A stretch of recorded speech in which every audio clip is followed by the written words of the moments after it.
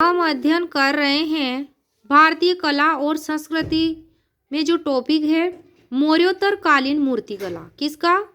मौर्योत्तरकालीन मूर्तिकला। मौर्योत्तरकालीन मूर्तिकला में 3 भाग दिए गए हैं। कौन कौन सी शैलियां हैं इसमें? गांधार शैली, मथुरा शैली और अमरावती शैली। मौर्योत्तरकालीन मूर्तिकला की 3 प्रमुख शैलियां गांधार शैली, मथुरा शैली, अमरावती शैली। हम अध्ययन कर रहे हैं गांधार शैली के बारे में। गांधार शैली, इसका विकास आधुनिक पेशावर जो पाकिस्तान में स्थित है, अफगानिस्तान के निकट, पंजाब की पश्चिमी सीमाओं से संलग्न हिस्से में गांधार कला शैली का विकास हुआ। यूनानी आक्रमणकारी अपने साथ ग्रीक और रोमन मूर्तिकारों की परंपराएं लाए। कौन लाए? यूनानी आक्रमणकारी। कौन सी परंपराएं लाए? ग्रीक और रोमन मूर्तिकारों की परंपराएं। इस प्रकार जिससे इस क्षेत्र की स्थानीय परंपराएं प्रभावित हुई। कौन से क्षेत्र की स्थानीय परंपराएं प्रभावित हुई? गांधार शैली के जो क्षेत्र था जहां यह पनपी, वहां की स्थानीय परंपराएं। इस प्रकार गांधार शैली को कला की ग्रीक इंडियन शैली के रूप में भी जाना जाने लगा। इस शैली का विकास, गांधार शैली का विकास 50 ईसा पूर्व से लेकर 500 ईस्वी तक की अवधि में 2 चरणों में हुआ, जहां इसकी आरंभिक शैली को नीले धूसर बलुआ पत्थर के प्रयोग के लिए जाना जाता है। किसको? गांधार शैली की जो आरंभिक शैली है उसे नीले धूसर बलुआ प्रस्तर के प्रयोग के लिए जाना जाता है, क्योंकि उसमें इसी का प्रयोग होता था, नीले धूसर बलुआ प्रस्तर का। और बुद्ध और बोधिसत्वों की मूर्तियां ग्रीको रोमन देवताओं पर आधारित है, जो अपोलो की मूर्तियों से मिलती जुलती है। दूसरी है मथुरा शैली। इसका विकास 1ली और 3री शताब्दी ईस्वी के बीच की अवधि में यमुना नदी के किनारे हुआ था। कौन सी नदी के किनारे हुआ था? यमुना नदी के किनारे मथुरा शैली का विकास हुआ था। मथुरा शैली की मूर्तियां उस समय के सभी 3 धर्मों की कहानियों और चित्रों से प्रभावित है। कौन से वे 3 धर्म? बौद्ध धर्म, हिंदू धर्म और जैन धर्म। ये मूर्तियां मौर्य काल के दौरान मिली पहले की यक्ष मूर्तियों के नमूने पर आधारित हैं, जो मथुरा शैली में मिली थी वहां की मूर्तियां। मथुरा शैली ने, कौन सी शैली ने? मथुरा शैली ने मूर्तियों में प्रतीकों का प्रभावशाली उपयोग दिखाया। किसने? मथुरा शैली ने क्या किया? मूर्तियों में प्रतीकों का प्रभावशाली उपयोग दिखाया। हिंदू देवताओं का निदर्शन उनकी अवायुधास का उपयोग करके किया गया था। जैसे एग्जाम्पल है, शिव को लिंग और मुख लिंग के माध्यम से दिखाया गया। इसी प्रकार बुद्ध के सिर के चारों ओर प्रभामंडल गांधार शैली की तुलना में बड़ा है और ज्यामितीय पैटर्न से अलंकृत है। किसमें? मथुरा शैली में। गौतम बुद्ध को 2 बोधिसत्वों से घिरा हुआ दिखाया गया है। किससे? एक तो कमल पकड़े पद्मपाणि और वज्र पकड़े वज्रपाणि से घिरा हुआ दिखाया गया है गौतम बुद्ध को। तीसरी है अमरावती शैली। भारत के दक्षिणी भाग में इस शैली का विकास हुआ। अमरावती शैली का सातवाहन शासकों के संरक्षण में हुआ। इंपॉर्टेंट है, सातवाहन शासकों के संरक्षण में कौन सी शैली का विकास हुआ? अमरावती शैली। कौन सी नदी किनारे? तो कृष्णा नदी किनारे। और अमरावती शैली में गतिशील आकृतियों के प्रयोग पर अधिक बल दिया गया। यह भी इंपॉर्टेंट है। कौन सी आकृतियों पर अधिक बल दिया गया? गतिशील आकृतियों पर। किसमें? अमरावती शैली में। और अमरावती शैली की मूर्तियों में त्रिभंग आसन यानी कि 3 झुकावों के साथ शरीर का अत्यधिक प्रयोग किया गया। अब हम अध्ययन करेंगे गांधार, मथुरा और अमरावती शैलियों के बीच अंतर को, कि इनमें आपस में कौन कौन से अंतर है। तो उन अंतरों का आधार है बाह्य प्रभाव। बाह्य प्रभाव में क्या है कि गांधार शैली में यूनानी या हेलेनिस्टिक मूर्ति कला का भारी प्रभाव है। किसका? यूनानी और हेलेनिस्टिक मूर्ति कला का।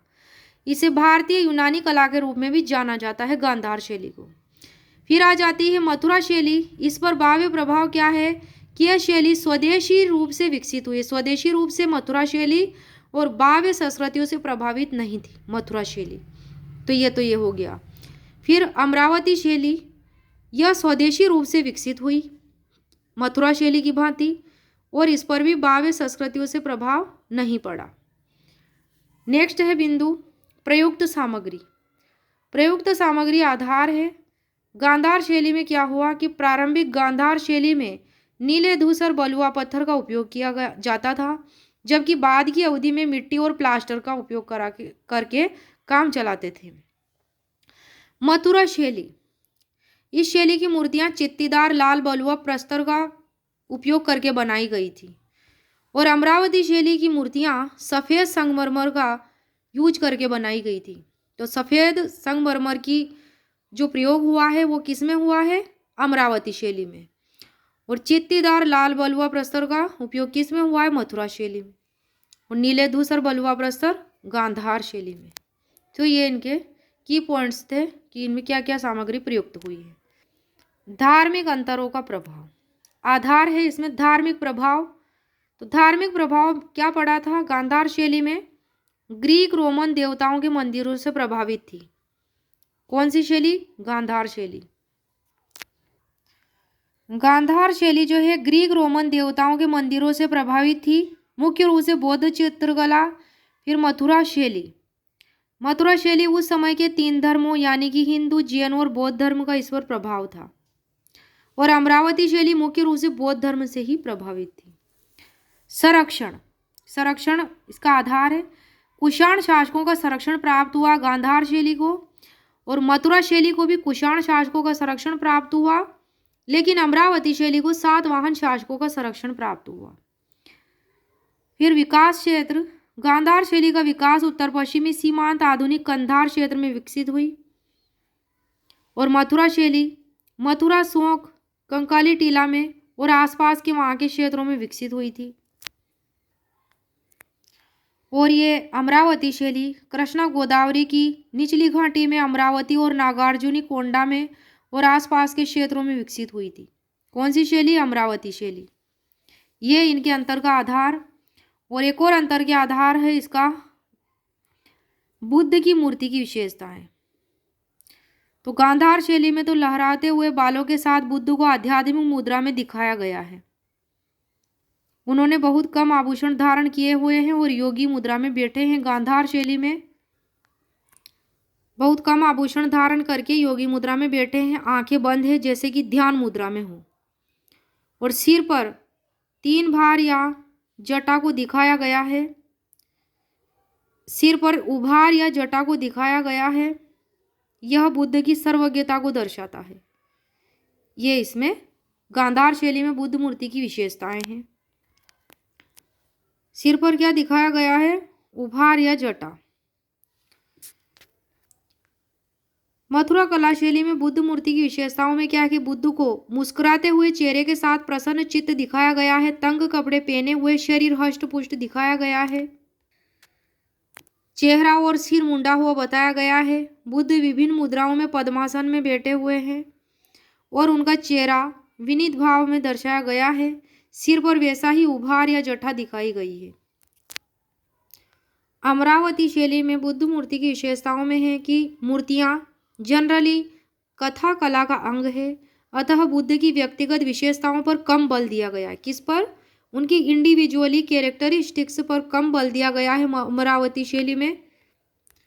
और अमरावती शैली में मूर्तियां जनरली बुद्ध के जीवन और जातक कथाओं की कहानियों को दर्शाती है। कौन सी शैली में? अमरावती शैली में क्या होता है कि जो मूर्तियां हैं वे बुद्ध के जीवन और जातक कथाओं की कहानियों को दर्शाती है।